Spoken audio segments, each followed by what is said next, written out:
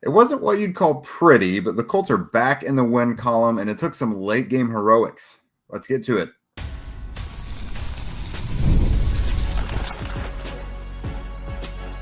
You are Locked On Colts, your daily Indianapolis Colts podcast.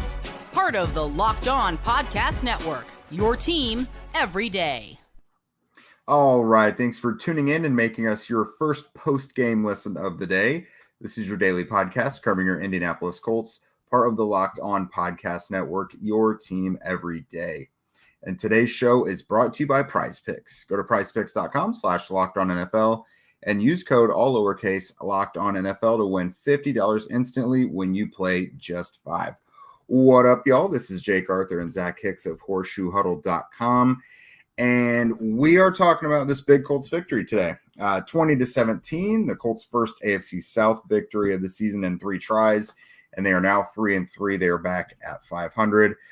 So kudos all around. And I mean, boy, was it ugly. At times it seemed like no one wanted to win, and there were gaffes, there were errors, but ultimately the Colts were the less gaffy team, and they come out on top. It was a 7-point deficit, but in this type of game, it felt like it might as well have been 2 scores. Neither team is really a high-powered offense necessarily, but the Colts were able to turn it on in the second half, offensively, defensively. We could probably talk about special teams the entire show because this was an outstanding performance by pretty much every unit, much to Zach's chagrin here. But let's talk about the big stuff here, Zach. So Anthony Richardson sits out again. Really, in the days leading up to this, all indications were that he was going to be able to give it a go. He was a full participant in practice, Thursday. That was his first session of full practice in the couple weeks leading up to it. He traveled with the team. People were reporting that he was feeling good and he was probably going to give it a go. Ultimately, the Colts decided, let's give him one more week. We'll roll with Joe Flacco. We'll play it super cautious. It does kind of feel maybe a little bit like they're putting him in bubble wrap, but we'll talk about that a little more. But it was Joe Flacco getting the ball once again, with Anthony Richardson playing the role of emergency third QB. So he was and wasn't part of the plan there. But what did you think today? Yeah, so we're going to talk just briefly about Anthony Richardson. Each of us are going to give our thoughts, and then we're going to get on to the actual game because we want to give you guys that post-game stuff. But yeah, when it comes to sitting Anthony Richardson, it's a decision I disagree with. I think, look, in the NFL, nobody's 100%. I mean, heck, look at the rest of the offense around the quarterback today for the Colts, and look at how none of those guys were healthy out there, especially the wide receiver room. Like, none of those guys were healthy, and they were gutting it out there. So I don't think this is something that's really like Anthony Richardson soft, like Anthony Richardson sat out or anything like that. Like, this was a team decision. They decided to give him another week to rest up.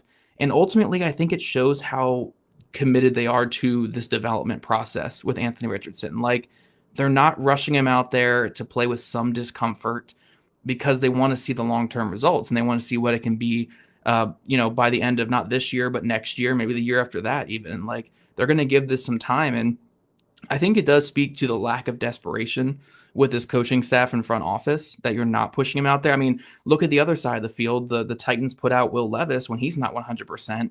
He couldn't push the ball vertically down the field, and they put him back out there because they don't really have that same commitment to Levis long-term like the Colts do have to Anthony Richardson. Now, again, I disagree with the decision. I still think, like, look, if you're 90% in the NFL, you got to get out there. But it is a decision the Colts made. They got out there and they got the win. And hopefully next week he's able to go. Like, look, holding out this week I think is extra cautious, but he is the most important thing in the eyes of Shane Steichen and Chris Ballard. Like, if he doesn't work, those guys are not in the same positions ever again, potentially, in the NFL. So too cautious. I agree. But it is what the Colts ultimately decide to do. They got the win, and hopefully he can get out there next week. But honestly, at this point, who knows? Like, we'll see. But I will say at least one thing. I don't think this was a Richardson decision. I think if it were down to Anthony Richardson, he plays the end of that Steelers game. He goes back out there against the Jaguars last week. He certainly plays in this game. So I don't think this is him sitting himself. This is certainly the Colts not giving him that decision because he is the most valuable thing in the building right now, and they're being overly cautious. Again, I disagree with it, but it's ultimately what the Colts decide to do. Yeah, no, it definitely wasn't a him thing. Just, from talking to him the past couple weeks and the reports leading up to it from, sources even closer to him, reports from the outside. No, this isn't really something he necessarily would have wanted to do. It was a decision maker thing. I'm with you. I don't really love it. To me, it reads a little too much like load management. I know there's a bigger picture aspect here involved with it. You don't want to risk a week 6 game when your season's not like you're a game out of 500. It's a week 6 game in his second season. In the big picture, you don't want to risk that for something so minuscule. But I mean, he's the quarterback. Like you quarterbacks play through stuff. You don't see guys just like sitting out all the time when they can play. And, Jordan Schultz came out with a report that said someone told him if this was a playoff game, he would have played. We've seen back to last year with the Jaguars game where he could have gone back. It's like, all right, well, he's your quarterback. Throw him back out there. So that's my thing. I want my quarterback to be able to play through whatever. And again, I don't think that's him. I think they're throwing him in bubble wrap is kind of the thing. But anyways, Joe Flacco got the start today. Wasn't his crispest day. I did think, he is very capable of setting them on fire immediately, though. That's 2 weeks in a row. They've marched right down the field and got a touchdown when we know that's one of the most critical things for this team is to get an early lead because they're not necessarily built to play from behind. So they are hitting kind of major speed bumps after those initial drives, it seems, but great to get points on the board early. Again, let's see. So Flacco was 22 of 38 for 189 yards. That's just a 5.0 YPA, but did have 2 crucial touchdowns. He had the first 22-yarder to Josh Downs, found Pittman in the low red zone late in the game when he just kind of rainbowed it up there. So he said dead or alive 500 and threw that ball as high as he could. I mean, look, I respect it. At the end of the day, give your guy a chance. Like, I'm all for it. Yeah, that's a jump ball winner. Like Michael Pittman Jr. will fight for that ball. And I want to designate more time to Michael Pittman Jr. for sure. So we'll get to him in the next segment. But I mean, this is a game you love having Flacco out there. You don't know what it looks like with Richardson, but I am pretty confident in saying, last year Gardner Minshew probably doesn't have the offense as productive as Flacco has done this season. Yeah, I think the one thing we can say about Flacco is like, look, this was a poor game. This was not a good game from Joe Flacco or the Colts offense. It was a gutsy game. Like when it mattered late, they were able to get some points out there and win the game. It wasn't a good game from Flacco. It wasn't a good game from a play calling perspective outside of the first drive too. So we'll talk about that for sure in the second segment. But look, at the end of the day, he gave them a chance to win, I guess. Like missed some big throws, but made the big one to Pittman Jr. for the go-ahead touchdown. Made another massive one on the rollout to Pittman Jr., which is like, dude, how could you not hit the layup to Pierce down the sideline, but you can hit that throw across your body to Pittman Jr. on the rollout, whatever. I'm not going to spend too much time on a backup quarterback being a backup quarterback. Like Joe Flacco went out there, did enough to get the win. I do think it's an extra difficult thing for him in this offense where this offense is built around the +1 QB run game. And when you don't have that +1 QB run, and you also don't have the star running back that makes it, is like the engine that runs it all. Like it's an extremely hard thing to be so one-dimensional in today's NFL. Like they were not able to run the ball whatsoever. Flacco had a lot of weight put on his shoulder and he delivered some good, but like, I don't want to say it was an awful game from him. It wasn't a great game from him by any means, but it wasn't like an awful game. He threw 3 picks. 2 of them got taken away. Then, the Joe Flacco special of getting defensive calls on players. And they were able to do just enough to win. So, like, look, if your backup quarterback gets you a win, I don't care how it looks because backup quarterback shouldn't be getting you wins. So I will take it to the bank. I'll be pumped about it. Joe Flacco did just enough to get us the win. And I love, again, dead or alive, 500, up in the air, throw it into the end zone to Michael Pittman Jr. At the end of the day, give your playmakers a shot. Like, I'm all for it. And Michael Pittman Jr., we're going to shift over and talk to him here in a second, or talk about him in a second. But what a gutsy performance, man, from Michael Pittman Jr. Oh, yeah, absolutely. I mean, to finish up on Flacco, 2.9 yards per carry with the run game. That's with a 33-yard run included. For your backup to be able to go and do enough in the passing game to go and win a game against the number one rated defense in the NFL. That was pretty big. So like Zach said, we're going to talk about Michael Pittman Jr. and the rest of the cast of characters on offense here in a moment. Let's talk about something serious, guys. You ever feel like you need a little boost in the old boudoir? It's time you stop worrying about your performance and get Hims so you can feel confident knowing you can perform whenever you are in the mood. Hims is changing men's healthcare by providing you with access to affordable sexual health treatments from the comfort of your couch.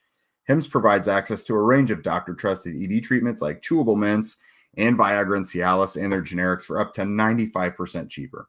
The process is 100% online, so there's no need for uncomfortable doctor's visits. Just answer a series of questions on their site, and a medical provider will determine the right treatment option.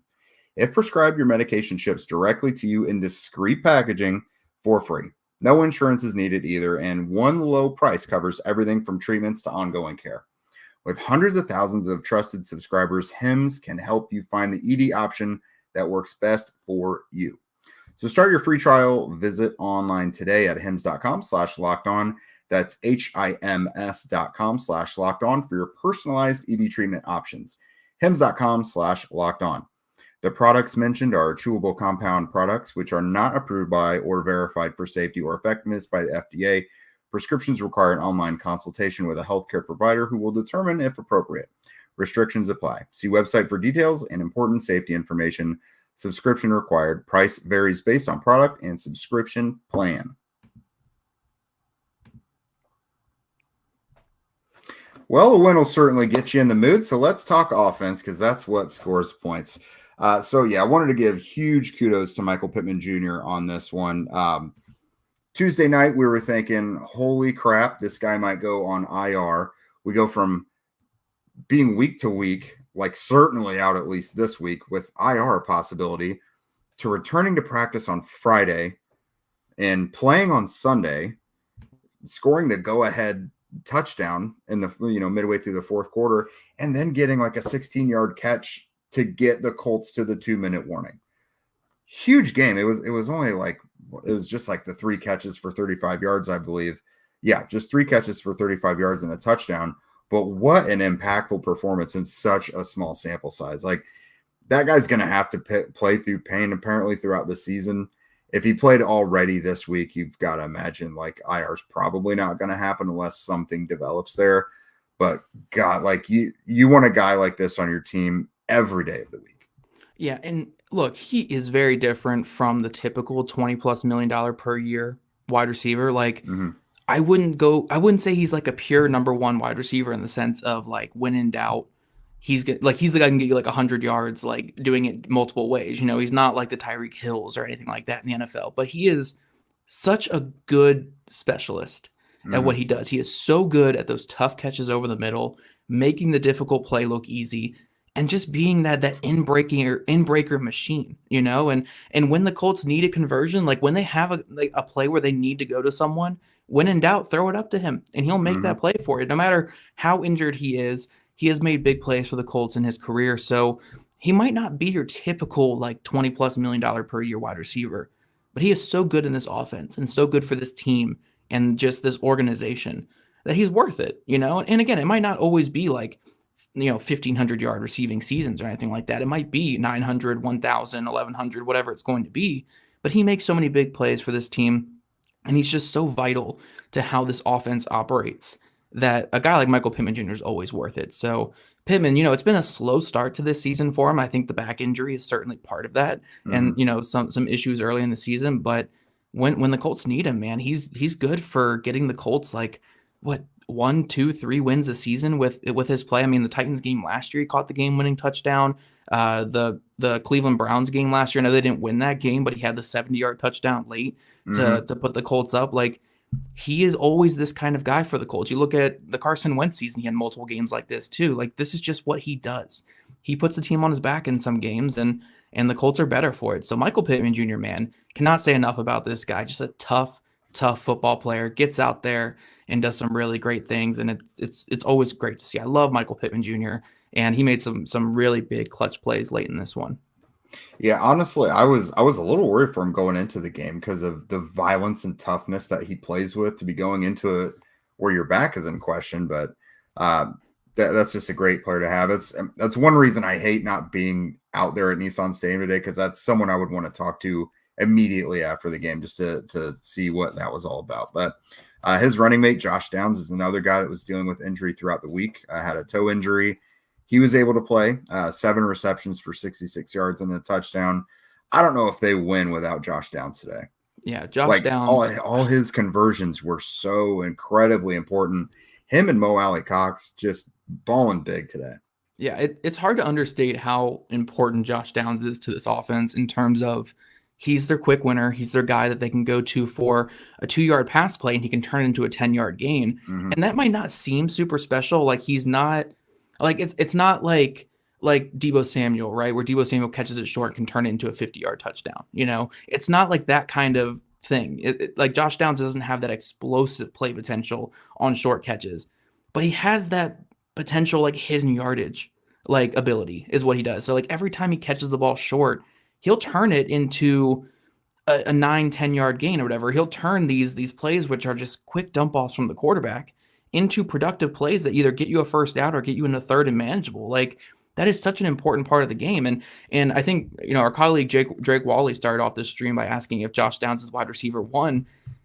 Like it's hard to say wide receiver 1 because he's not, like, again, not that prototypical wide receiver 1, but he's the guy where, you know, you force feed him underneath a couple times a game, and you'll be looking back after the game being like, man, he only finished with 60 yards. Like he felt like he was all over this game. And that's kind of what he does for this team, is just a player who can consistently churn out first downs. That's why we call him first downs. You know, that's what his nickname is. And he's just the king of hidden yardage. So yeah, Josh Downs is like, if Michael Pittman Jr. is, you know, the big play guy, the guy where you go to when you need something, you know, a 3rd and 7 conversion or a late touchdown in the game. If Michael Pittman Jr. is that alpha wide receiver 1, Josh Downs is just the pace setter. Like he's the guy who just keeps everything flowing. He's the key to the offense actually working. You know, he's the key that starts the car. That's kind of what Josh Downs is. Michael Pittman Jr. might be like the extra gas you put on when you need something going good, or maybe that's Alec Pierce with the vertical ball, but Josh Downs is the whole thing that starts this passing offense. Without Josh Downs, you don't have consistency. You don't have anything that really flows in this offense. He keeps the offense moving. He keeps it flowing, and he does great things for this team. Like Josh Downs, the mismatch machine, the first downs wide receiver, did some really great things out there for the Colts. Yeah, and, you know, someone else I just mentioned, Mo Alley Cox. In the last couple weeks, you know, he is identified by veteran quarterbacks who come in. You know, it's obviously a revolving door of them with the Colts. Very quickly does he catch on. And I first started noticing it back in 2020 with Phillip Rivers. These veterans just see this big-bodied guy that can make tough catches over the middle. And, I mean, he's not a fast, overly athletic guy at all, but he can just go up and come down in a sea of defenders with the ball. I mean, I think he has 6 catches so far in the 2 games with Flacco, and half of them have been either a chunk play downfield or a touchdown. Yeah. So he is coming up big for them. Like when Flacco needs a play, he knows his guys, and surprisingly, Mo Alley Cox is one of those. So for a guy who we were trying to get replaced, you know, during the summer, obviously kudos. You know, this is a big Eating Crow podcast when it comes to Taven Bryan and Mo Alley Cox. But we're here to say we're pleasantly surprised these guys are doing really well. We are very happy to eat crow whenever we're wrong, especially when we're wrong in our negative takes on players. We are very, very happy to talk about that. But just a shout out to the pass catchers on this team. Again, a day where your quarterback is missing some throws. I mean, the Colts had 3 vertical passes that, if they hit on those passes in this game, it's a drastically different game. Now, one of those Pierce was interfered with and got the DPI, but another wide open one to Pierce where it was just a bad throw by Flacco, didn't put enough air under it. And then the early one to Ashton Dulin, you can kind of put both of those. You can put that one on Flacco and Dulin. I think Dulin slowed down a little bit, and Flacco also just put it out there a little bit too much. But this game on offense looks very different if they hit those couple deep balls. But just a credit to this wide receiver room, and also, you know, Mo Alley Cox in the tight end room. Drew Ogletree had a couple nice catches as well. I think the Colts have the pieces at pass catcher for this thing to work long term. They have their deep ball specialist in Alec Pierce, who again, no catches in this game, but drew that pass interference that drastically changed the game and led to the Colts go ahead touchdown, and also had another like 60 plus yard touchdown where Flacco just barely missed him. Michael Pittman Jr. doing his thing, gutting it out through injury. Josh Downs doing his thing. A.D. Mitchell had a couple nice catches in this game as well. I know he's more of the project player, but I really believe in this wide receiver room going forward. I think they have the pieces there. And we all think they had the pieces on O-line. I know it wasn't a great game for the offensive line, but, you know, 2 rookies starting out there still did an adequate enough job to get Flacco some time to deliver the ball down the field. So they have the pieces on O-line, have it at wide receiver, running back when he's healthy, they have it. It really comes down to when Richardson gets back out there, can he put it all together? Because this offense, it feels like they have a lot of good things going for them. Maybe you can improve some of the depth, especially at running back, you know, maybe to have a little bit better of a better production there, but they have a lot of good things going for them on offense. Even a day like this, going against a top defense, like a really good Titans defense that flies around out there, they were inches away from putting up 30-something points in this game. Like, it was an ugly game, but I do think this offense has enough pieces to be a really good offense. And I think they will be a pretty good offense by the end of the season. Yeah, it's going to get even better. I mean, in back-to-back weeks, they lost, but they scored over 30 points. And then they won and scored 20 points in this one. They did that without their quarterback and their running back.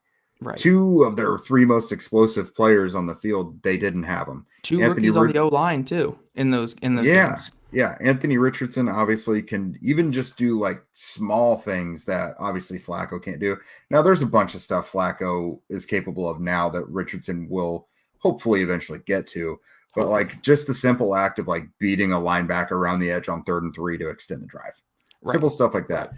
Richardson, they didn't have that. And then Jonathan Taylor, like we know he can dominate and take over a game. And there has been no run game in 2 weeks. No. So it's about to get better. One area where, I mean, we're just going with the flow though is the defense. Maybe not as many niceties, but you know, they turned it around in the second half and they really helped bring home a win. You guys can now win up to 100 times your money on Prize Picks with as little as 4 correct picks. Prize Picks is the best way to get action on sports in over 30 states, which includes California, Florida, Georgia, and Texas. Prize Picks is also the only real money daily fantasy platform with an injury insurance policy so that your lineups stay in play even if one of your players gets injured. That means if your player leaves in the first half and doesn't return, Prize Picks keeps your lineup alive. Prize Picks is also the best place to get real money sports action. Join over 10 million users and sign up today. Sign up today and get $50 instantly when you play just $5. And you don't even have to, or you don't even need to win to receive the $50 bonus because it's actually guaranteed. And don't forget the Prize Picks is the best way to win that real money all football season. You know, which players are going off, which ones are not. You can make those picks in less than 60 seconds and turn your sports opinions into real money all season long on Prize Picks. Download the app today and use code LOCKEDONNFL to get $50 instantly after you play your first $5 lineup. That's LOCKEDONNFL to get $50 instantly after you play your first $5 lineup. Prize Picks, run your game. All right, so this is another instance for the Colts defense of, you know, you got to be able to take advantage of your weaker opponents. And coming into this matchup, I mean, the Titans did have a bye week already, but they had accrued the fewest yards of offense in the league coming into this thing. This was not a productive offense. And they're facing a quarterback in Will Levis, who we would later come to find out, I mean, he was able to play, but he was hampered by that shoulder injury. Yeah. You know, the velocity over the middle of the field and tight windows was there. But, you know, as I know you and I have talked about, outside the numbers and downfield, it didn't look pretty. Now he's going to give you some weird YOLO plays, which he did in this one as well. Not totally bizarre, but you know there was an arm punt or two involved in this matchup. But there was maybe a couple drives for the Colts defense that were not great. But I think overall they made, kind of like the offense, enough plays when they exactly had to, when they needed to force something out or maybe get bailed out, you know, by a phantom call or two. It happened. So the defense, you know, you wish the pass rush would have been there. They did hit Levis 4 times, but they got no sacks. That can't happen. I mean, there were some quick plays by Levis involved. I mean, Jacksonville has shown the blueprint of, hey, if you don't want the Colts to sack you, here's how you can do it. But still, I mean, this is now 3 games without a sack, and they've played 6. Yeah, the defense, look, the end result was fine in this one, and I think part of that had to do with some timely mistakes from the Titans and timely mistake from the ref on that 1 3rd down, which, look, I didn't see anything, so I'm with the ref on that one. I didn't see anything on that one. And also just, again, some good moments here and there, but like, this is certainly one where the result looks better than the product on the field, because watching that game, the Colts defense did not feel like they had a good showing whatsoever. The run defense was not good whatsoever. They had a couple of 3rd and 1 stops that made it look a little bit better, but it was not a great day from the run defense at all. Tony Pollard was getting hit 3 yards in the backfield and turning them into 6-7 yard gains like constantly. The 3rd and 19 draw play for a touchdown is one of the worst defensive plays I've ever seen in my entire life. Tennessee they were just trying to get a slightly better field goal. I'm glad Julian Blackman got a pick later in the game, because this whole post game would have been about, like, Julian, how did you, like, what are you doing on that tackle attempt on that 3rd and 19? Just piss poor in a lot of ways with this defense. I mean, there was multiple drives where, again, the Titans luckily kicked themselves in their own butt when they got into the red zone, but the Titans had like 16 play drives where they got into the Colts like 25-yard line, and then they just got penalties on themselves, which pushed them back and into field goal territory. I mean, one of them they scored again on a 3rd and 19 draw play. So yeah, like, they did enough late in the game. They got bailed out by a little bit of, again, bad Levis throws. He couldn't push the ball down the field, and a no call on a clear pass interference by the Colts. But look, a win is a win. I don't care how ugly it looks. A win is a win, baby. I'll take it. But I don't think this is the game where you really look at the Colts defense and say, like, oh yeah, like, we got it. Like, if anything, the Titans being scared of Will Levis's boneheaded plays and his lack of arm strength is really where the Colts defense shined in this game, because the last 3 quarterbacks the Colts played have averaged 340 yards passing per game. The last 3 quarterbacks. The Titans threw for 95 yards in this game. And I don't think that's just because the Colts all of a sudden figured out how to defend the pass. I think a lot of that was the Titans calling a lot of wide receiver screens, a lot of running back and tight end screens, a lot of just short stuff. And they were not pushing the ball down the field, because I don't think Levis could with his arm. Now, he still tried a couple times, and we should have had a couple picks because of it. But yeah, they got lucky. They faced an injured, not great quarterback in this one.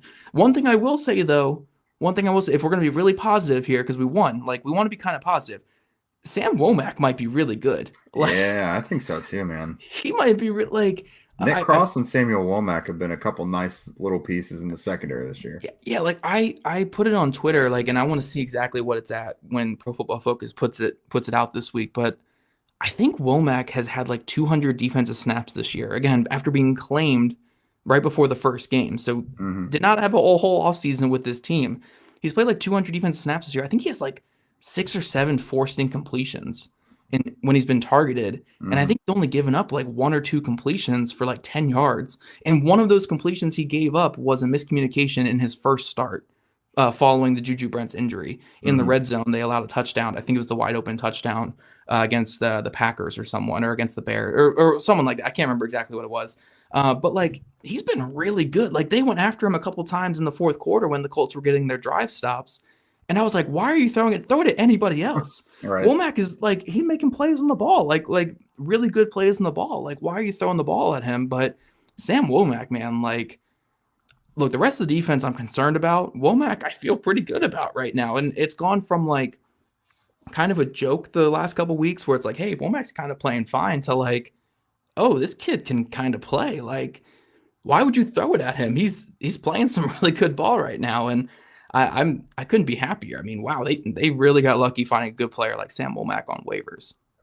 No, they did. I mean, obviously you want Brents out there still, and there's a lot of peaks and valleys with Jalen Jones. And I'm not going to say Samuel Womack is an island, but for the role he's playing and the volume of passes that are going his way, I think he's doing an awesome job. I love a corner that's aggressive against the pass. like going for the ball and not being so passive, because there are corners that like will just they are aloof to combating the ball, and he's not like that. So really like that. And man, good team win for the Colts. Very sloppy in certain areas. You hate for a defense to give up 3rd and 9 or 3rd and long twice in a game like that. One of them resulting in a touchdown, but offense, defense, special teams, there were bright spots to pick away from all of them. Really pretty spotless from special teams other than the Grant Stewart holding call. Hey, Rigoberto Sanchez, man. Look, I don't like kickers, but punters, they're cool. Punters are cool. Rigoberto Sanchez, man. I know that last punt didn't really mean that much in the grand scheme of things, but what was that, like a 60-yard punt down to the 3-yard line at the end of the game? That is an insane punt. Him and Ashton Doolin were working really well together today. Yeah. So, special teams was good. And look, sometimes the third phase is where you win games. I mean, I always remember that Chargers team back in the mid-2000s had like the number 1 offense, number 1 defense, and like the 32nd ranked special teams. And they were like 8-8 and missed the playoffs. So special teams are important. Matt Gay didn't miss any kicks today, so I can't complain about him.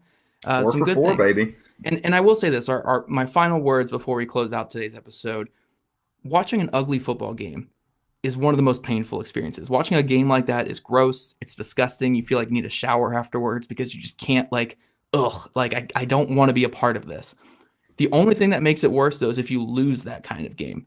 Winning that kind of game, whatever. You wash it off. You feel good the next day because you got to win. A win is a win. An ugly win still counts as a 1 in the win column, guys. So the Colts back to 500, and really a divisional race that's only 2 teams right now.